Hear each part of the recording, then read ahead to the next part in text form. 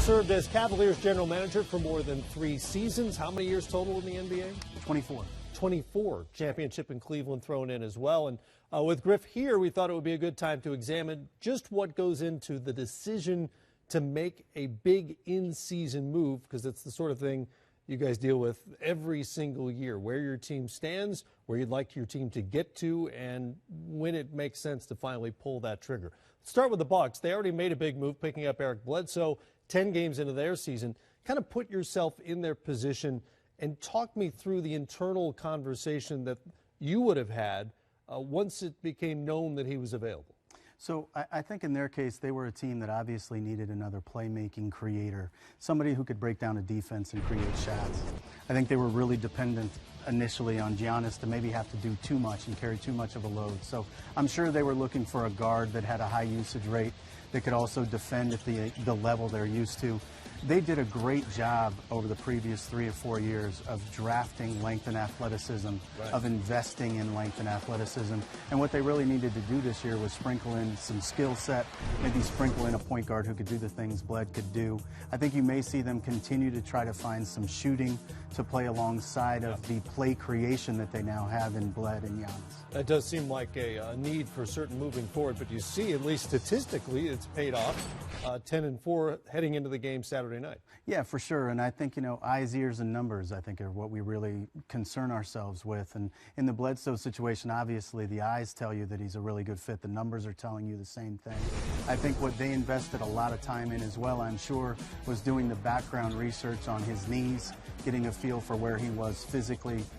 He had missed a lot of time the last year or so because of that. And I think they wanted to have comfort level with that, or I would assume they did, certainly. Well, the Philadelphia 76ers have been a case study in all kinds of fascinating strategy over the last few years. Most of the moves they've made have been in the offseason, not during the season. But, of course, they did make a deal this week that accomplished 2 different things. It ended the wildly uncomfortable stay of Jahlil Okafor. That just became a soap opera in and of itself. They also brought back Trevor Booker, who will be another veteran rotation player for that young roster.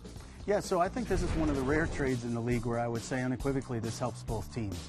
It certainly fits Brooklyn's timeline. It gives them a kid who's almost 22, 21.9 years of age, who has incredible upside as an offensive force in the paint and really in the restricted area. He scores a lot of his points sort of 14 feet and in. He can put it on the deck and make a play from there as well. So it gives them somebody who has some upside, fits their youth profile. And in the Philadelphia case, I don't think it will be the only move you see Brian Colangelo make to augment their group with a veteran presence. Again, a team that doesn't make a lot of threes relative to the rest of the NBA. And I think you'll see them invest a little bit in getting play terminators, because they've done a fantastic job there of getting secondary facilitators. Brian Colangelo said he had a move that fell through at some point to send Okafor elsewhere. But that was an interesting situation because everybody around the league knew that they wanted to move him, and so they have less and less leverage as time goes by. Well, and it's interesting because when they had the most leverage, they had the least certainty of Joel Embiid's knee situation. And when you have a big who has been injury prone like Joel, it makes perfect sense that Brian and his staff would want to hold on to Jahlil, and I'm sure Coach Brown wanted to do the same, because in the absence of Joel, you would have been able to really give him some time to be focal offensively. So it was difficult. They had to maybe go past the time that they would have had the best possible deal, but they really had no choice. The Oklahoma City Thunder made 2 huge moves over the summer, of course, acquiring Paul George and Carmelo Anthony. It seems like something is missing at this point. If you're in Sam Presti's position, how would you go about gauging whether it's time to do something else? I mean, how deep into the season do you get before you say, okay, maybe it's not just a chemistry thing, maybe we need to make a roster move? Well, we actually were very much in Sam's position when we put the team together our first year with Kevin Love, Kyrie, and LeBron. And we were 19-20 at one point. We'd had some injury issues. Anderson Varejao missed a lot of time early on. So we knew we were going to need to make a move to get somebody in the front court because of the injuries. But the first thing I would say is everybody needs to be patient. When you add 3 star-like players who are used to being focal, who are high-usage players, it's going to take a long time for them to figure out where their opportunities come from. I do think that OKC has a chance to grow from within. I wouldn't imagine, and knowing Sam Presti the way we do. I would be shocked if he was to do anything quick or urgently, but I do think that by the trade deadline, there's a couple things that could happen there. Maybe they do something where potentially Carmelo comes off the bench, which would be a possibility, as Dwayne Wade did in Cleveland, maybe to make the fit a little bit better.